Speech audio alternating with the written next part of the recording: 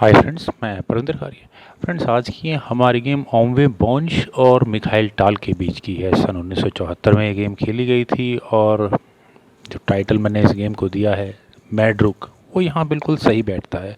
और friends, sorry to से ये गेम हमारे इस चेस गुरु परिवार के एक सदस्य की वीडियो रिक्वेस्ट की है, लेकिन मैं उनका नाम लिखना भूल गया था, तो इस वजह से मुझे याद नहीं ये रिक्वेस्ट किसकी है। खैर जो भी है, लेकिन फ्रेंड्स उनकी ये गेम रिक्वेस्ट है बहुत कमाल की। तो आइए फ्रेंड्स सीधा इस गेम पर चलते हैं। यहाँ गेम की शुरुआत की ओवे बॉन्श ने।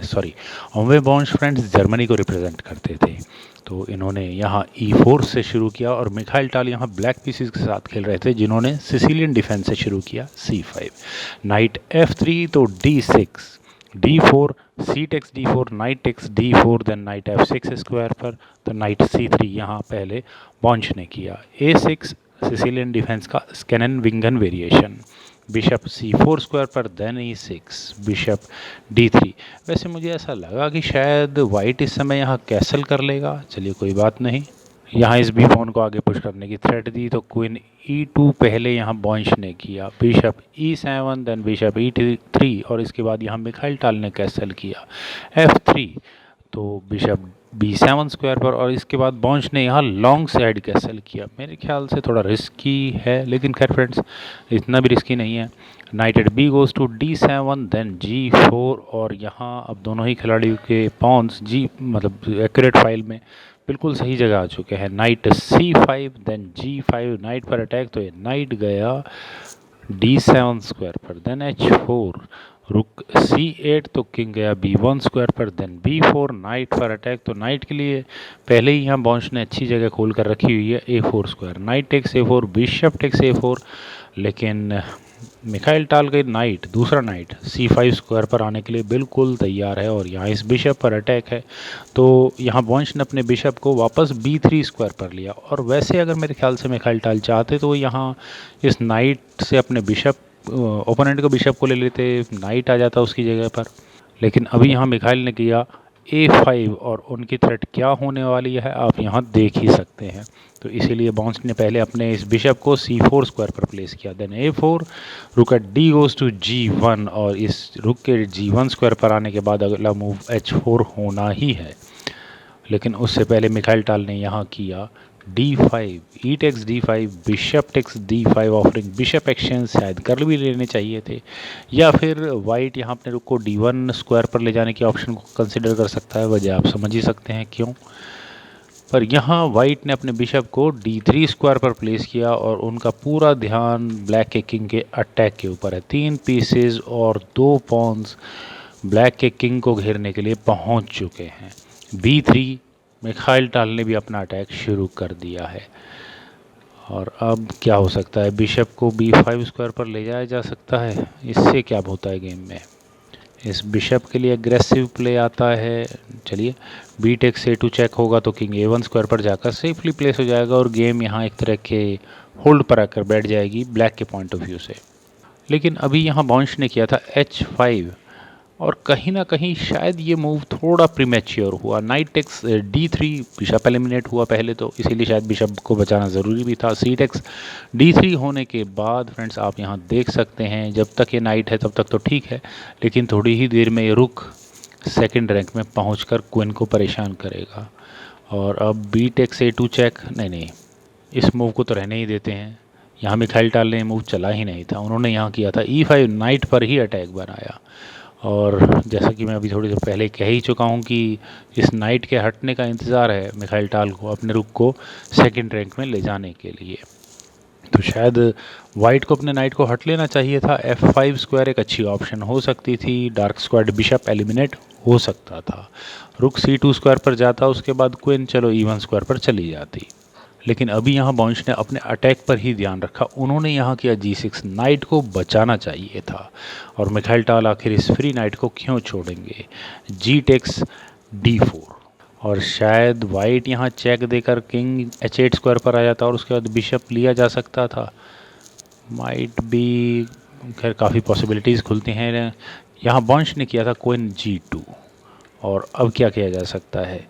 यहाँ वैसे देखा जाए तो यहाँ वाइट ने सीधा चेकमेट की थ्रेट दी है, तो एच टेक्स जी सिक्स अगर होगा भी तो एच टेक्स जी सिक्स हो जाएगा, D takes E three, bishop मिलता है और उसके बाद आप देख सकते हैं कि क्या हो सकता है। क्वीन अगर मान लो एच टू स्क्वायर पर आए भी और अगले मूव में सीधा चेकमेट की थ्रेट दे तो B takes A two check, king A one square पर चला भी गया तो बिशप एच फोर, आप अगर मटेरियल काउंट करें तो एक्सचेंज होने के बाद भी, सारा मटेरियल एक्सचेंज होने के बाद भी आप यहाँ देख सकते हैं कि ब्लैक कम से कम एक बिशप एक्स्ट्रा होगा और एक पॉन की तो लीड उसके पास यहाँ ऑलरेडी है ही। रुक जी फोर स्क्वायर पर अगर मान लो यहाँ वाइट ने किया भी इस बिशप पर प्रेशर बनाने के लिए तो ब्लैक यहाँ पहले करेगा ए थ्री, और ये ए थ्री मूव क्यों किया जाएगा आप यहाँ देख सकते हैं कि रुक टेक्स एच फोर अगर वाइट यहाँ करेगा तो a takes b two check, queen takes b two, और यहाँ आप देख सकते हैं कि ये जो बैटरी लगी हुई थी इसमें थोड़ी प्रॉब्लम आ चुकी होगी, एफ टेक्स जी सिक्स, और ब्लैक के किंग के लिए एक एस्केपिंग स्क्वायर होगा। खैर फ्रेंड्स, काफ़ी लंबी कैलकुलेशंस थी, वेरिएशन बीच में बदल भी सकते थे। यहाँ मिखाइल टाल ने किया था बिशप F6 और उन्होंने यहाँ सेफली इस G7 पॉन का डिफेंस किया, और ये सिर्फ डिफेंस ही नहीं किया है, उन्होंने यहाँ एक डायरेक्ट काफ़ी स्ट्रांग अटैक बनाया है। वैसे तो मूव यहाँ वाइट का है और वाइट अगर यहाँ मान लो पॉन एक्सचेंज करे भी, अगर वो जी टेक्स H7 होगा तो किंग H8 स्क्वायर पर सेफली जा सकता है। बिशप उसके बाद ब्लैक अपना ये बचा सकता है जो कि काफ़ी देर से पॉन के ऊपर रखा हुआ था। वैसे बॉन्श ने यहाँ किया था H6 और सिचुएशन को और कॉम्प्लिकेटेड कर दिया है।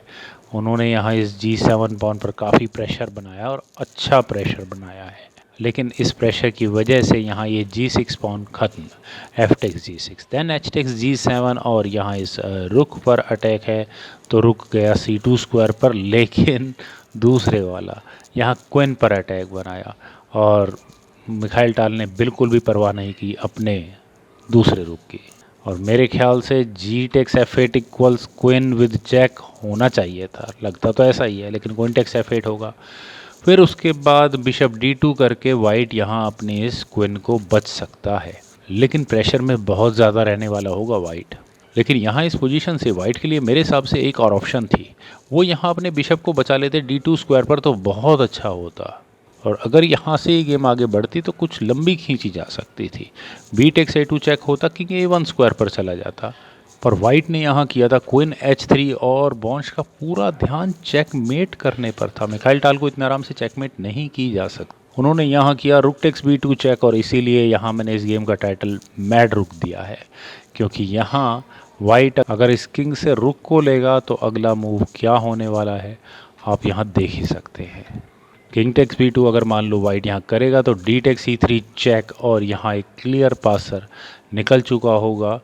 पहले तो चेक बचनी होगी और ये किंग कहाँ जाएगा, कहीं भी जाए, B1 square C1 square situation एक ही होगी। बी टेक्स A2 चेक होगा तो किंग के लिए बचेगा C5 या C2 square, bishop A3 check होगा, किंग के लिए C1 स्क्वायर बचेगा, क्वीन A1 चेक, और यहाँ ये मेट होगी। या फिर यहाँ इस पोजीशन से मान लो वाइट अगर अपने किंग को C1 स्क्वायर पर लेकर भी जाए तो उसके बाद queen C7 check, king D1 square पर ही जाएगा, क्वीन C2 चेक होगा, किंग E1 स्क्वायर पर जाएगा, क्वीन F2 चेक होगा, किंग D1 स्क्वायर ही बचेगा जाने के लिए, क्वीन D2 चेक और मेट होगी। क्या आपको यहाँ इस पोजीशन से वो चेकमेटिंग पैटर्न सीक्वेंस नज़र आ रहा था? बिल्कुल भी नहीं, मुझे नहीं नज़र आ रहा था, लेकिन बॉन्श को नज़र आ गया था। उन्होंने यहाँ किया किंग A2, पर मिखाइल टाल को ये रुक चाहिए ही नहीं था। उन्होंने यहाँ किया रुक B1 चेक। अरे भाई, एक रुक ऑलरेडी पॉन के ऊपर रखा है, दूसरे रुक को सेक्रीफाइस फ्री में देने की क्या ज़रूरत है? मिखाइल टाल की गेम ही कुछ अलग होती है। अगर मान लो यहाँ बॉन्च करते हैं रुक टेक्स B1 तो उसके बाद डी टेक्स E3 चेक, और चेक में क्या होगा, रुक बीच में लगेगा और ये पॉन आगे बढ़ेगा। बाकी के कैलकुलेशंस मुझे नहीं लगता कि आपको करने में ज़्यादा परेशानी होगी। यहाँ बॉन्श ने किया था king takes B1, then B takes A2 check, king के लिए बचा है C2 स्क्वायर, और ए फाइल की तो वजह मैं आपको बता ही चुका हूँ कि क्यों नहीं हो सकता। क्वीन C7 चेक, और अब ये किंग कहाँ जाएगा, D1 स्क्वायर पर जाता है तो भी कोई फ़र्क नहीं पड़ता, A1 इक्वल्स क्वीन, नई क्वीन प्रमोट हो चुकी होगी, किंग E2 स्क्वायर पर जाएगा, क्वीन C2 चेक होगा, बिशप बीच में लगा देते हैं, रुक D8 E8 check, sorry queen बीच में ही लगानी पड़ेगी अदरवाइज चेकमेट होगी, rook takes E6 check, king F2 square पर, क्वीन टेक्स D3 और फिर दोबारा वही चेकमेट की थ्रेट। इस सीक्वेंस को कितना भी लंबा खींच के ले जाए ये चेकमेट तक पहुंचेगा ही पहुंचेगा। बिशप D3 E3 कर दिया, sorry, queen takes E3 check होगा, किंग G3 स्क्वायर पर, क्वीन G5 चेक होगा तो किंग H2 स्क्वायर पर, rook E2 check, king H3 square पर, क्वीन H4 चेक और मेट। ये इतना अजीबोगरीब सीक्वेंस, गेम को किसी भी तरीके से खेला जाए वो चेकमेट तक पहुंचेगी ही पहुंचेगी। यहाँ वाइट ने अपने किंग को D2 स्क्वायर पर प्लेस किया, देन क्वीन C3 चेक, और मिखाइल टाल के 3 पीसेस यहाँ किंग हंट में ऑलरेडी शामिल हो चुके हैं। किंग गया E2 स्क्वायर पर, क्वीन C2 चेक, बिशप बीच में लग गया, रुक E8 चेक, जो सीक्वेंस अभी मैंने थोड़ी देर पहले बताया था, लगभग कुछ इसी तरह का सीक्वेंस है ये। और जैसा मैंने पिछली बार बताया था कि यहाँ वाइट को क्वीन बीच में लगा लें तो थोड़ी सी लंबी खिंच जाती है ये गेम, लेकिन यहाँ बॉन्च ने क्वीन को बीच में नहीं लगाया था, उन्होंने यहाँ किया था किंग F2 पर। ऐसा करने के बाद क्वीन टेक्स D2 चेक, और इस किंग के जाने के लिए जो स्क्वायर बचा है वो G5 का ही, G3 square, then bishop E5 check, और यहाँ इसके मूव के बाद बॉन्च की हिम्मत जवाब दे गई। और हिम्मत क्या जवाब दे गई फ्रेंड्स, सीक्वेंस चेकमेटिंग सीक्वेंस बिल्कुल तैयार बैठा है। किंग, मान लो अगर हम यहाँ से इस गेम को आगे भी बढ़ाएं तो किंग H4 स्क्वायर पर चला जाएगा, देन क्वीन H6 चेक होगा, किंग G4 स्क्वायर पर ही जाएगा, देन तो उसके बाद क्वीन F4 चेक, और यहाँ ये मेट होगी। फ्रेंड्स, मैं अक्सर कहता हूँ मिखाइल टाल के अगर गेम से कुछ सीखना हो, खैर सीखना, हमारा दिमाग शायद उस लेवल का नहीं है, लेकिन अगर उनकी गेम को एंजॉय करना हो तो वो गेम देखें जो मिखाइल टाल ने ब्लैक पीसेस के साथ खेली हो, और यहाँ आपको वो सब नज़र आ रहा होगा। मुझे पूरी उम्मीद है कि आपको ये वीडियो गेम ज़रूर पसंद आई होगी। तो आप लोग इस वीडियो को लाइक, शेयर और मेरे इस यूट्यूब चैनल चेस गुरु को सब्सक्राइब ज़रूर करें। आपके कमेंट्स का मुझे बेहद इंतज़ार रहेगा। Thank you for watching and bye for now.